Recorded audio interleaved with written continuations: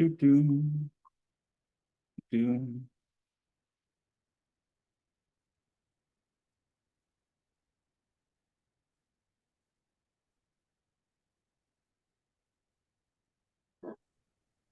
Okay.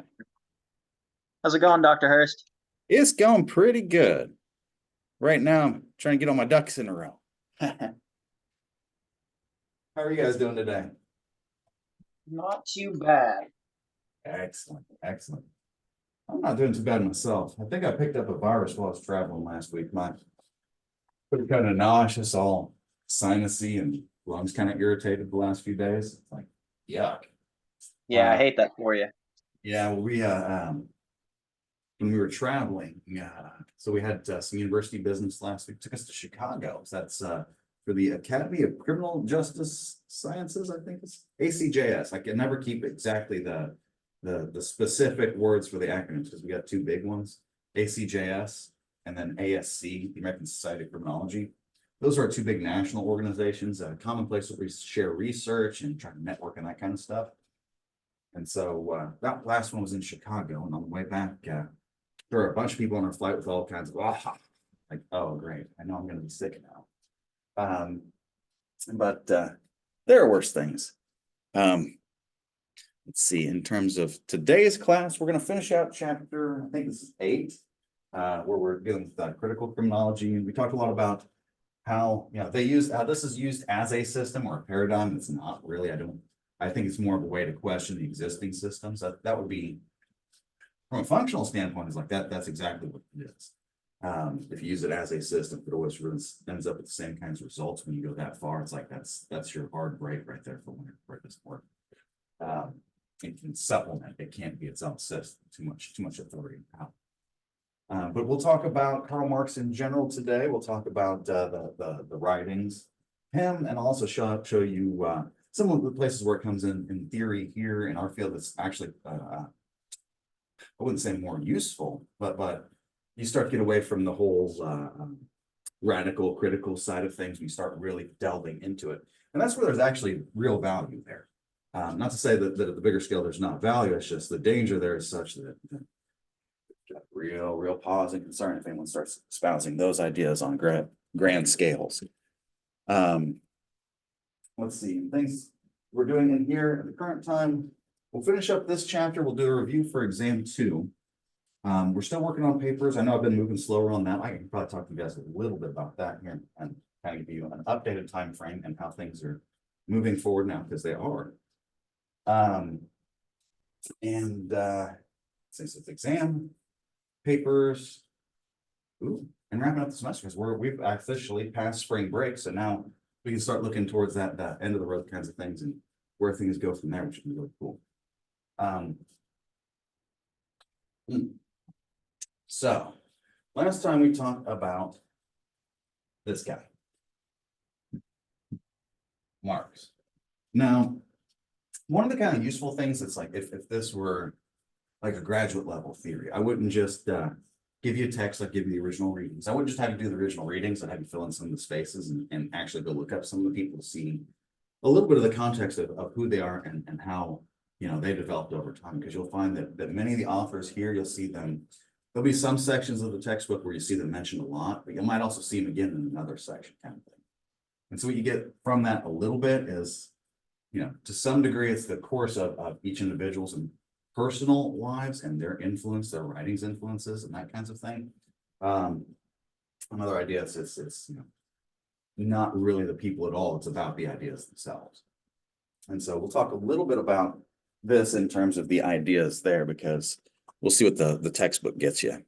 So I'll go through the PowerPoint real quick, and I'll share that with you guys so you can see what it does, and then we'll go into stuff anything in there that I think it doesn't hit pretty well.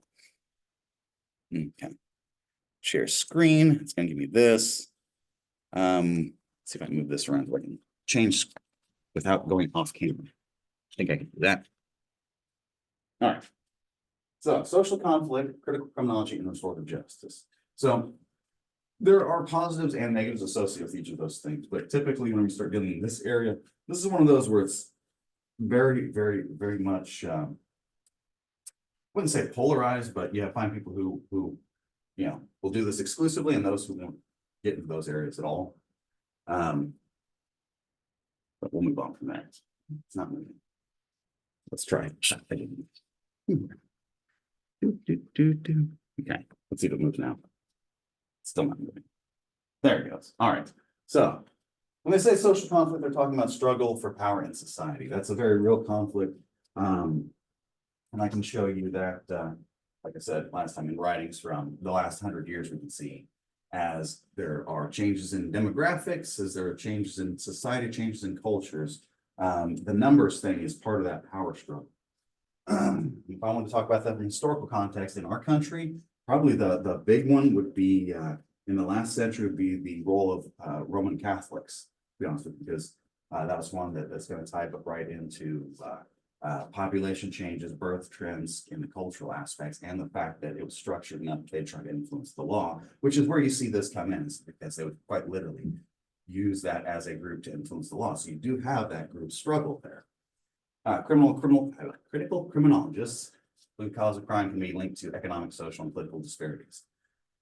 Yes, that's true. All of those aspects of crime are related. Every aspect of crime is related to those factors to some degree. It's just well, how you all put it together, kind of thing. I'm walking off camera again. Well, I didn't necessarily need to. Okay, next one. So contemporary, here's what it talks about economic, social contexts, and basically the relationship between class, control, and crime, right? That we don't really have, if we're looking at just from the policing side. If you call for the police in a high economic area, high socioeconomic area, your response time is going to be one thing. If you go to a high crime area, which is going to have a much, much worse socioeconomic status, you call for police there, what's your response time going to be? You're going to be talking, instead of a few minutes, it might be half an hour, because they have to rally resources, because they know that that's a potentially dangerous one. So you have to have multiple officers sent in, that kind of thing. You see that on the research side here. It's the same thing you can see in practice on the ground that we're seeing here. All right, the role of government in creating criminogenic environments. So basically what that's saying there is, since we have a governmental system that quite directly affects income, all those other things, yeah, we have some play in that. So that means we can effectively try to help if we're doing it right. The relationship between personal and group power and shaping criminal law. Okay, group dynamics here. Every group you've ever been in has had its own dynamics. I don't need to tell you that. Some people talk louder in the group, some people have more power than others, and some will look to use it no matter what they have to their own benefit. Prevalence of bias in the justice system, refer back to the previous sentence, right? You have personal power, you're going to look to see it in your own benefit. And if you're trying to make friends, you're going to try to benefit them too. Not good if you're going in a criminal direction. Let's just put it that way. Relationship between capitalism and crime rates. Yes, we have that here. There's an argument to be made there. There's also the argument to be made that if you rerun the same analyses, but you exclude any area that's got a population of over 1 million people, you drop down to where we're nowhere near the top in terms of crimes and governmental systems. And we're still in a system where you can classify crimes as crimes, not where you can get into a system where they won't allow you to classify the crimes as crimes because it says something bad about the system, which is what you run into when you go the other way. Next one, Karl Marx. Doesn't really tell you much about Karl Marx on this thing. When I was looking through the book, I didn't see a whole lot of him mentioned in there. So probably is one of the best places to start is to go back and see what he actually wrote. I'll pull up a little bit of it so you can kind of see what he's doing there. And I'll kind of explain it from like a time ordering kind of sense, how much it's changed over time, because how it's changed can be beneficial. And the arguments, the questions it puts forward are very, very, very helpful. It's just when people start to use it as the sole framework by which to rebalance the entire system, that it all goes awry. All right, so I'll show you some of his words next. So that's one I'll have probably just right on my online stuff itself. I mean, quite literally go in here, boop. Let's say move this. Google Drive. You're gonna make me sign in again, are you? I'm already signed in. Okay. All right, let's say right here, we're gonna say Marx. class conflict in law.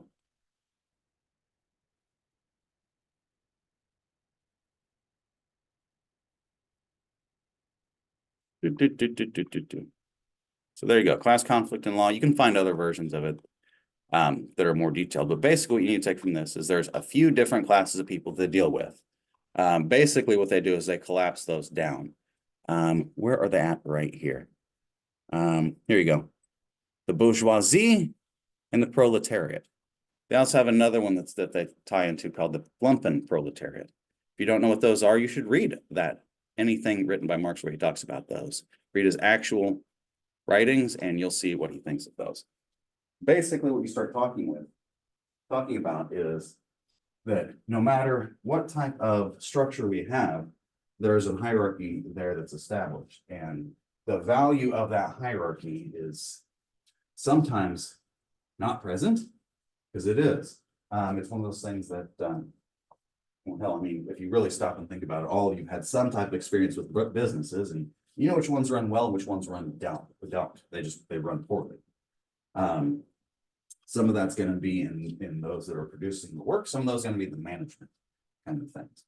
You have those who are in managerial positions who can't do the work kind of thing, and it becomes a very, very negative situation very, very fast.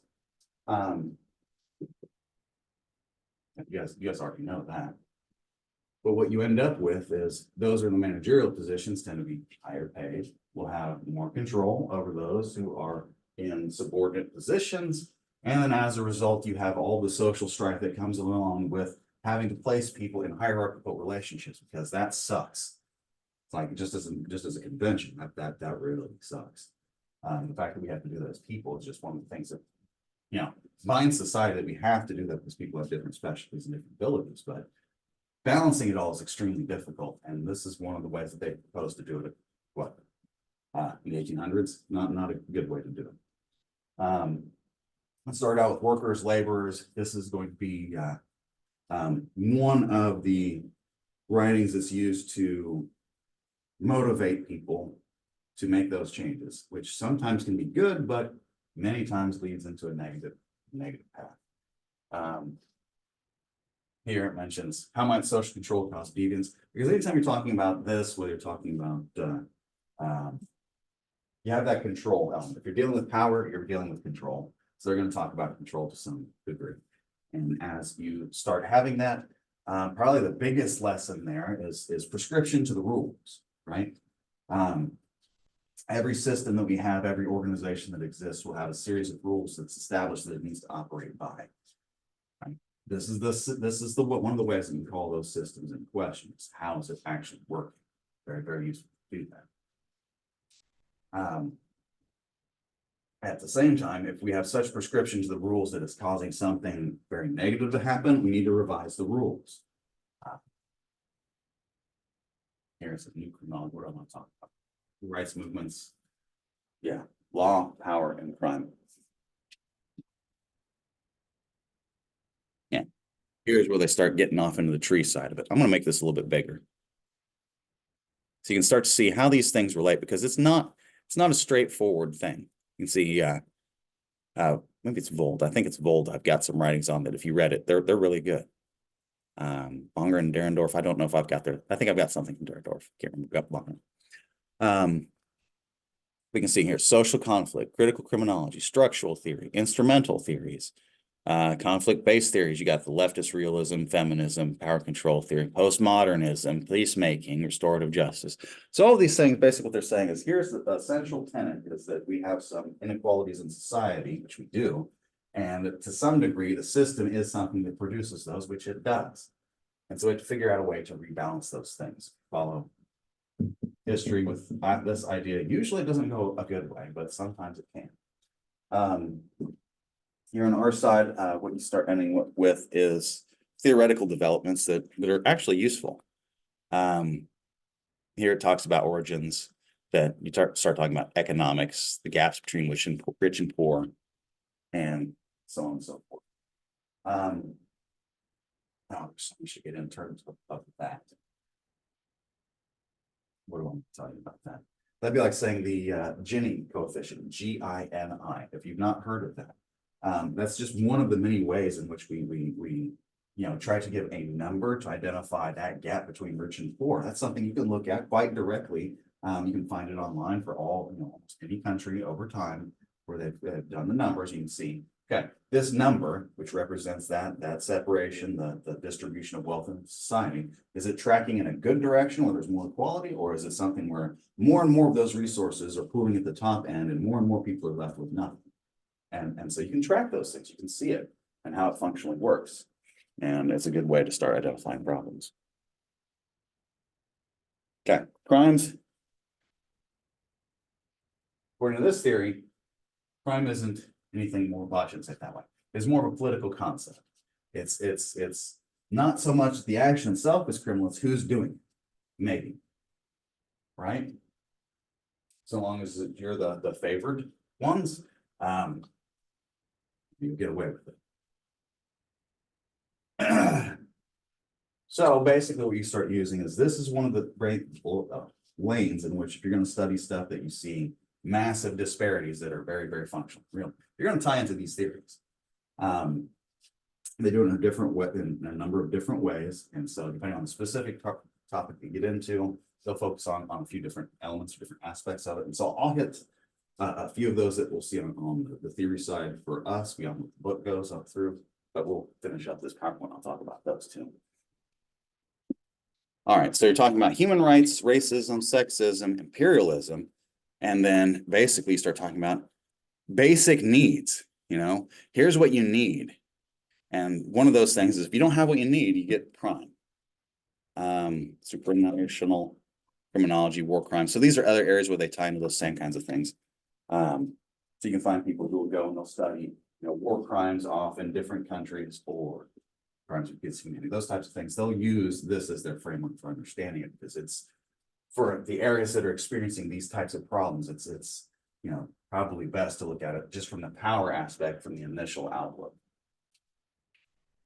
because that's where you'll start seeing it. Okay. Classifies crimes like this. Your street crimes, what most people think of in crime in general, violates that with the poor. Middle class and wealthy, you start getting into white collar crimes. This is also where you've seen the argument's been made for actual crime commission versus crime detection, which you've probably seen since intro to criminal justice. It comes from these kinds of areas. What they start doing is weighing the number of self-reported crimes versus the crimes that are actually caught by the police, the official crimes. And what you'll see is, yeah, there's definitely something going on there. Whether it's the power or the social networking or some way that they're insulating their criminal actions from being found on the official side, or whether it's the official side trying to redirect people outside the system like it's supposed to. And if it's doing that, is it benefiting one group more than the other, and then trying to rebalance those scales type of thing. Okay. Middle class shrinking. That is a discussion point, but we're not going to get into that because we're going to be on time. Okay, so here's where we start getting the economic side. The value of anything that we have is only the value that we give it. This is kind of an economics lesson I want to go into first, just to kind of talk about the value of work, right? So you all know that the value of something changes depending on where you're at. If I asked you how much a carton of eggs is, just here in town within the last 5 years, you're like, oh my goodness, the price of a dozen eggs has changed by this much, right? Now, that's not something any one of us sets. There's not any one person who anywhere in this country that says that, hey, the price of this thing is what it is right here, right? There's not going to be anyone who says for Oklahoma, the price of milk is going to be X number of dollars. It's going to vary just as much as it is, the times it takes for you to drive to the next store over to see how much it is there. So you have that aspect of supply and demand, right? The more supply there is of something, the greater the demand, so long as there's a need for it, right? And so those two things are intrinsically bound. The more lacking a resource is, the more valuable it is, right? And so here it talks about surplus value, profits produced by laboring classes that are accrued by business owners. So what they're trying to say there is, in the course of people doing their jobs, How many of them do it efficiently? Right? And then you look at the baseline for the organization and what it produces. Not everybody there is going to be efficient. So there's your baseline. And anything that I can take that's above that is added value. And if I can squeeze a little bit more work out of you for the same amount of dollars that I'm putting into you, I'm getting some of that surplus value out of you. I'm literally stealing your labor at that point in time. Like, and as I talk about that, you're probably having your blood boil as you're thinking about personal experiences where you've quite directly seen that, because people are evil sometimes, right? And then the next bullet point kind of keys right back into it. Marginalization, being thrust outside of the economic mainstream because somebody has done that to their own benefit and treated it like a zero-sum game. Should I talk about zero-sum games for a second? Anytime you hear that phrase, anytime they're talking about it as a game where there is no actual upward movement for an organization or an entity. The only way you move up is by removing someone else out. So you move up. That's a zero-sum game. All of business, economics, productivity will tell you that in terms of almost everything, nothing is a zero-sum game if you're running it right, which is why we have so much trouble with these people running like zero-sum games.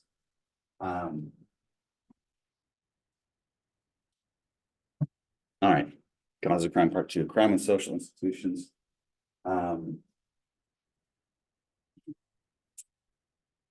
Things we need to talk about, okay?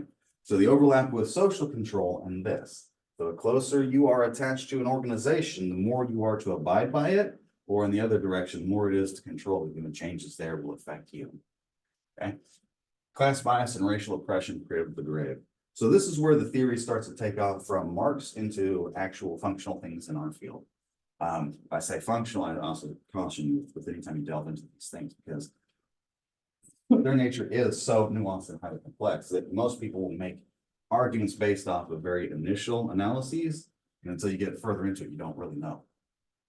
But from the outset, you can see that if we look at the entire criminal justice system from the point go to the point, it says here, grave, literally at the end, if you can track disparities across group that stack at every single level, like there are problems there, right? And we see that repeatedly. So there's definitely issues there. Educational disparities, talk about dropout factories. We have a whole class where it talks about, the school to prison pipeline. Whether you're dealing with the ties between this, learning theory, social control, and labeling. It's like, yeah, you're basically describing the kindergarten to high school experiences for minorities in the United States, right? Every single step, there's going to be more and more need. There's going to be less and less, fewer and fewer resources. And at some point, it's like, say drop out factories, I'm like, drop the ball. And they're left to recover from that. And then if you don't help with that, you end up with a society that's where it's at right now. Typically what they do for this is they'll walk it through a couple of different theories. You'll start out with something that's more along the lines of Marx, where they're talking about Marx and power struggles or class conflict, like Bold. I think Bold's the one that I have. I'll look at my computer here in a minute and send that to you guys out if you want to read it, because it's good read. You get to see that. But at the same time, it's much more. So Bold starts out, Marx and all of them with that. From there, they start moving into probably the biggest one in our field is a guy by the name of Becker. It's going to be coming out in 1960s. I want to say 1963. It's a book by the name of The Outsiders. And they'll mention it here in the slides, I'm sure, here in a minute, and actually get to the theoretical side. Becker's The Outsiders was a book that deals with adolescent gangs, because if you're dealing with crimes that have to do with long periods of time that have the most criminal elements, you're dealing with gangs, right? Because particularly you're going to deal with all of the elements of labeling, all of the elements of schooling, all of the elements of social, everything social, and then the actual culture of the gang itself, right? Because once you start getting into that, you start seeing how it functionally works. From there, it usually moves, the terms that they'll use are symbolic interactionism. So it starts out, you're dealing with, the issues with racial disparities and things like that. From there, they move into more of an abstract argument about symbolic interactions. It's got nothing to do with the color of your skin or any group that you actually belong. It's the fact that from an abstract perspective, you're a different group, and that is a threat, right? And as you're a threat, we take certain steps to reduce that threat, and in that way, we're actually hampering those particular groups, those classes of people, and that's true. And then from there, you move into some of the racial threats, hypotheses and things like that that we're using races. But if you want to get specifically into those theories, I've got resources for you too. Yeah, race and racism in our country, that's one of the reasons why it's so easily identifiable here as opposed to all other countries when you look at them. Because when you start looking at the comparative side of things, you start looking across the world, most all other countries are completely different enough than us in the regard of our diversity.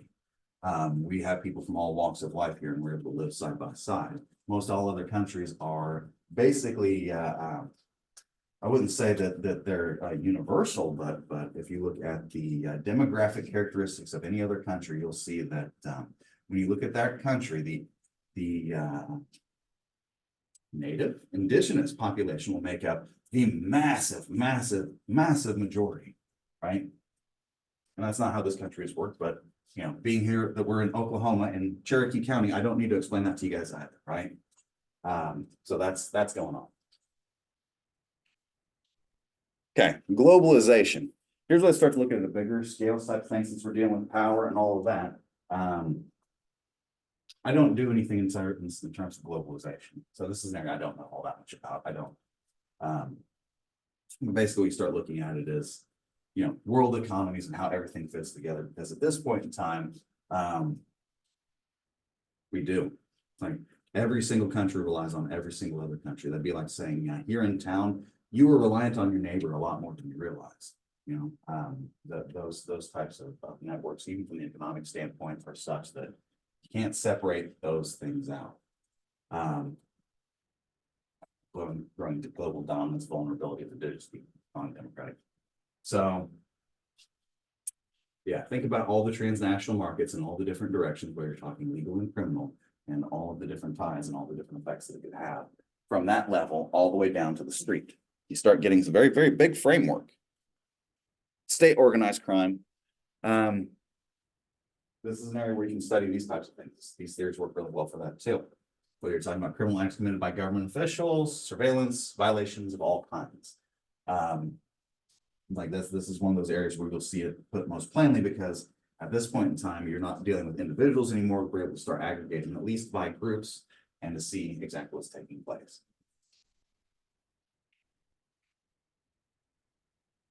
Instrumental versus structural theory. Okay, so this is where you start to see some of the people who try to identify themselves with how they view this system running in tandem with everything else. Instrumental, capitalist instruments for controlling the lower class. That's what the criminal justice system is. It's control. Structural, criminal law and the justice system are means of defending and preserving the capitalist system, right?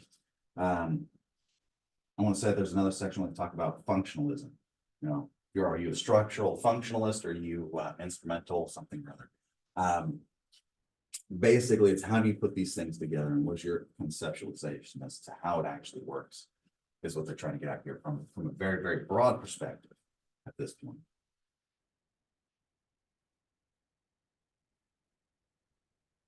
Research is even-handed, race and just. There's that racial threat hypothesis.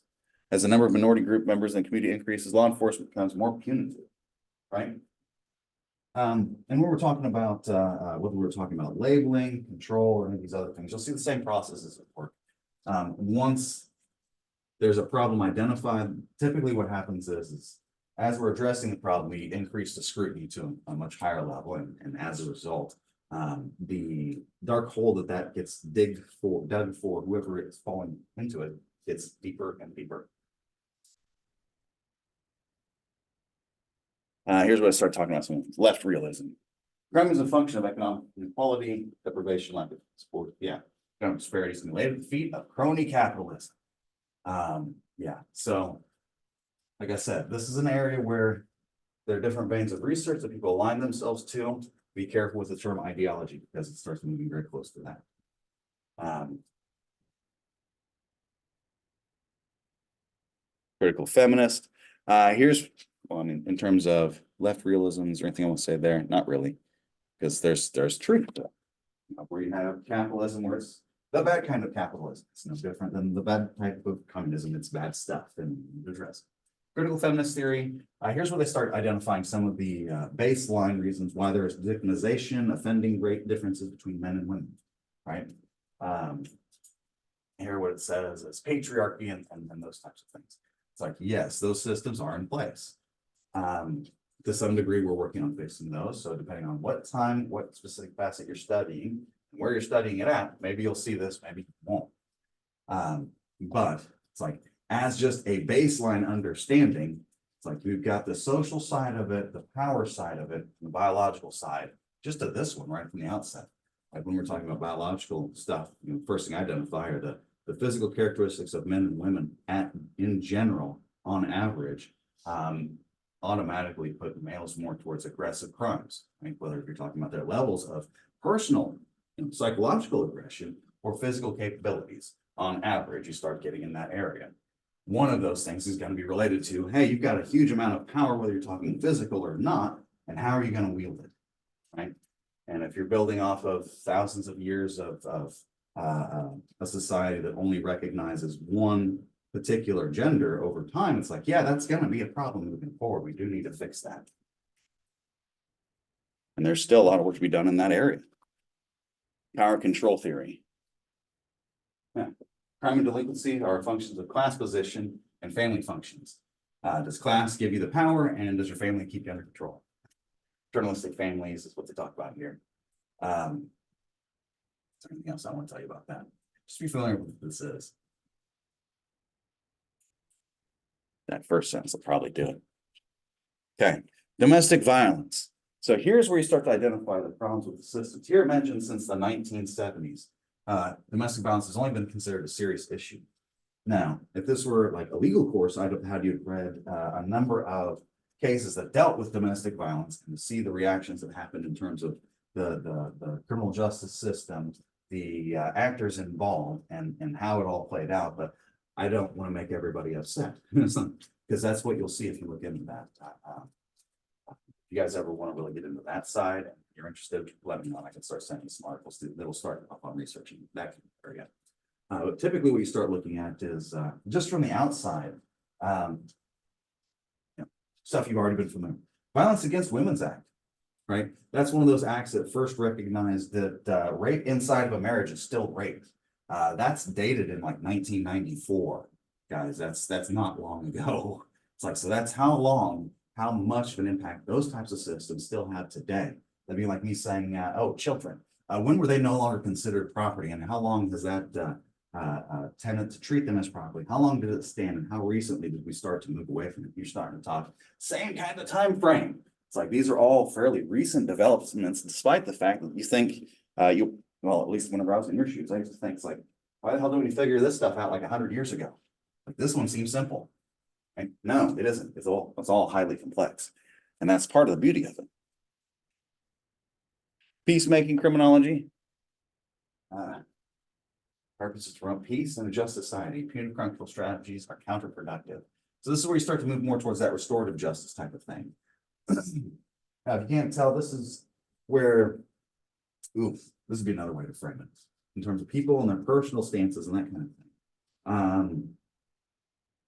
I don't want to phrase that because it's really, really interesting. So in terms of people in our field, you'll find those are academics, those that are practitioners, those that are more social welfare oriented, social social work kind of orientation, and then those that are more like the crime fighters kind of thing. It's like, this is not the area for the ones who want to be crime fighters, because in this one we're only trying to help, and sometimes that means helping your enemy, right? That's not usually what someone wants to do if they're trying to help the problem. That's a harder stance to take, and so it is.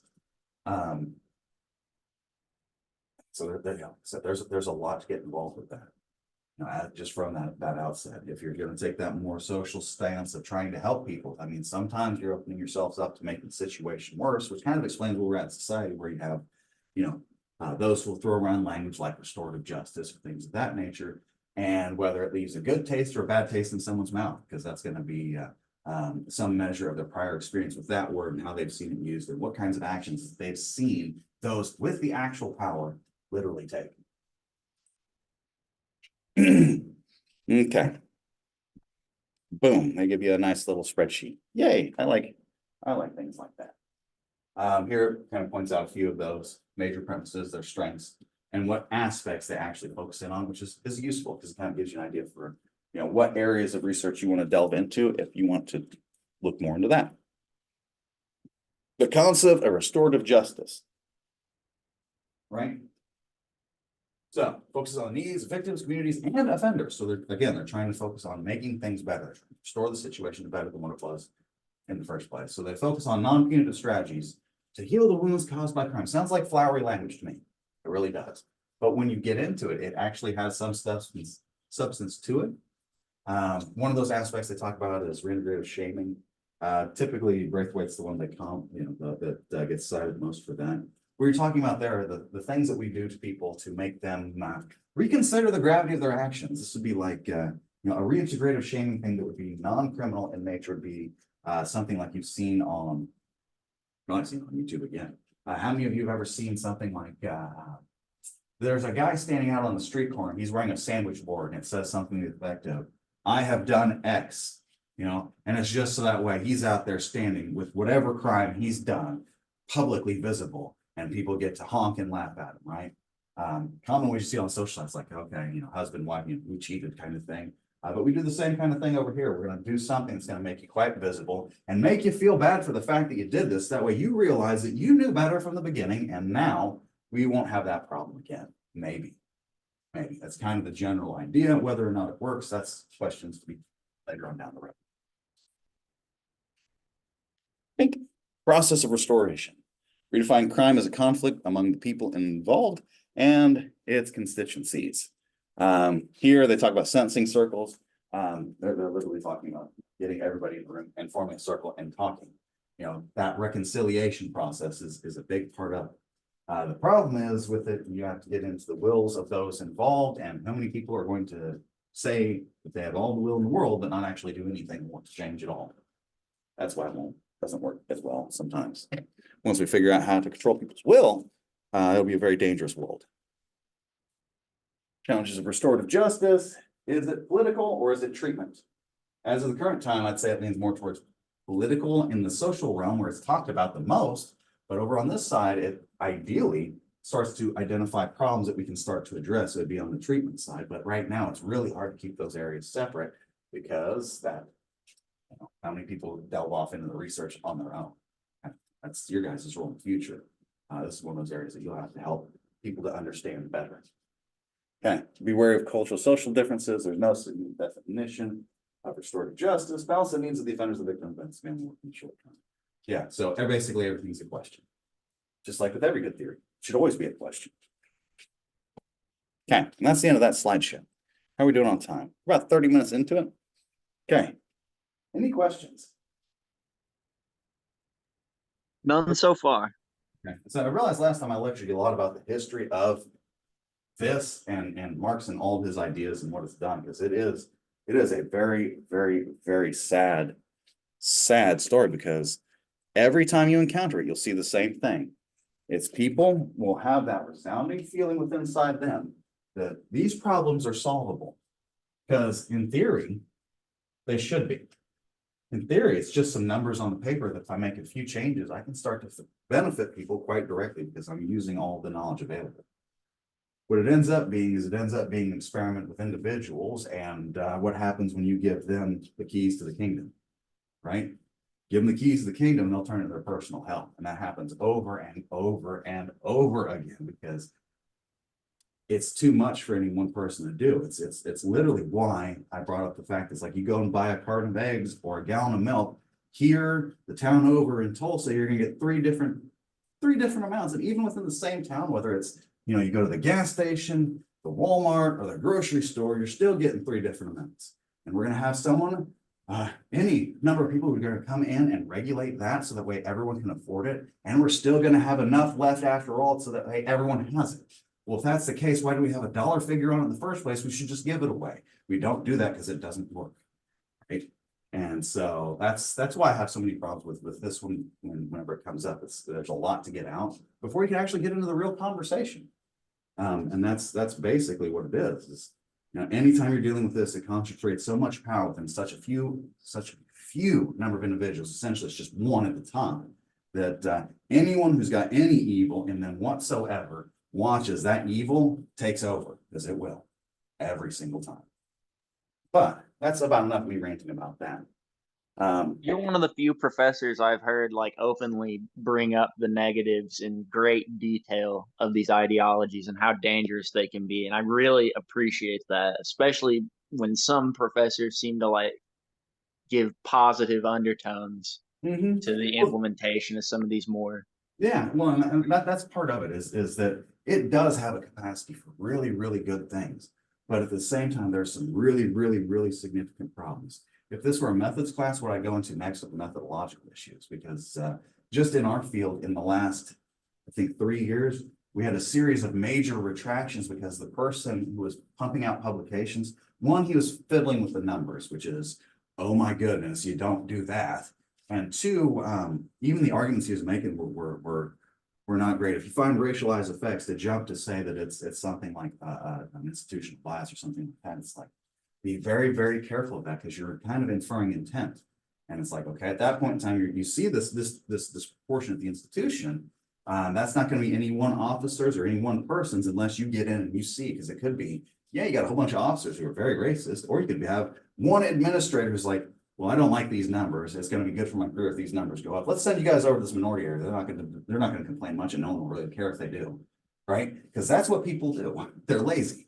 And so the easiest way for me to get what I want is go abuse some minorities. And that's usually what happens. It's just they find a way to make somebody an enemy historically, whether you're talking Russia and the kulaks. It was the kulaks. And you can find all The kinds of, Holodomor. yeah, you'll find all kinds of people in the kulaks related to that, whether you're talking China, it was the Taiwanese, because the Taiwanese government is actually the Chinese government. They fled the damn country whenever the Great Thing took over, the Great Leap Forward Mao, right? Here Chiang in, Kai-shek, yeah. He yeah, left with all the nationalists. yeah. And so like here in this country, we saw the same things when we had World War II and the Japanese. My favorite one to bring up, because no one brings it up, is a religious one, the Mormons in Missouri. You had a governor who literally issued executive orders, which we just had a whole new foray into those in the last few years. When they did in the 1800s, the governor of Missouri, he issued extermination orders for people based on their religious affiliation, right? Quite literally. That's in our history. No one talks about that stuff. That's why they left to Utah, isn't it? Yeah. Yeah, they had to flee, right? It's like, how many people died in that? Like, oh my goodness, that's got to be some torture right there, right? And all that's because of the same power dynamics that we're talking about. So there's a real aspect to it, but also the real danger is people are inherently are evil. And just, if you run with that as kind of a baseline for people, it's like your interactions with everyone goes a whole lot better kind of thing.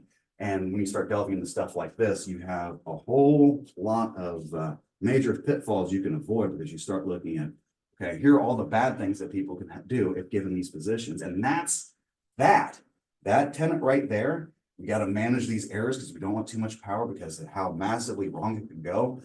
That's the sentiment that designed our system as it is, why it has the three parts that it does, and why it constantly has to rebalance itself. And so it's like, when you really get into it, the actual system side of it, there's no doubt ours is the best.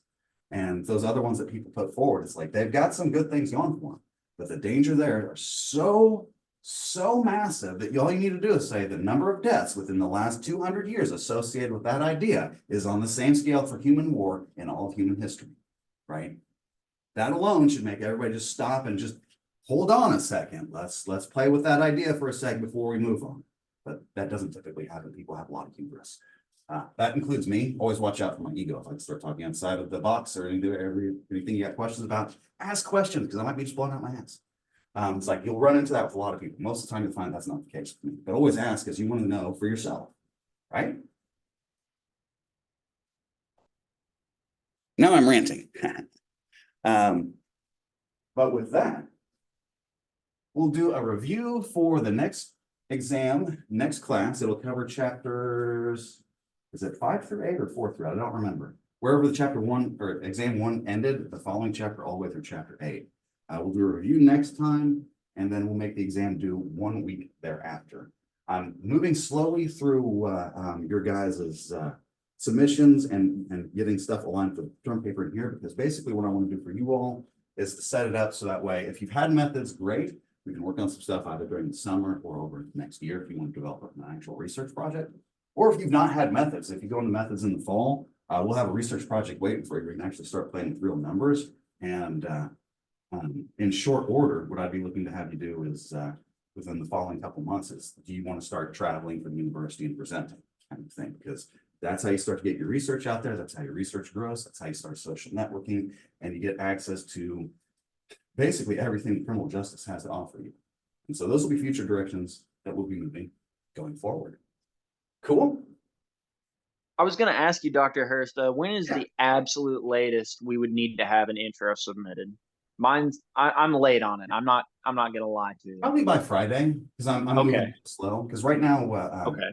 on the personal front, I've got a charity I work for that I'm going to spend a lot of time with over the next couple of days because they've had some problems. Oh, okay, awesome. Yeah, and then once I get done with that, it's right back to papers and all that. And I wanted to get those papers done over spring break, but I spent almost all spring break dealing with those charitable issues, kinds of things. And so I think that's getting to a point where it's just about completely squared out. And then we can start doing the good work that we need to be doing. And that's actually, analyzing things, presenting information, and getting it out there. Cool. Excellent. Thank you, Dr. Hurst. My pleasure. All right. Well, I'm going to sign off here, and I'll catch you guys next time. Hope you get to feeling better.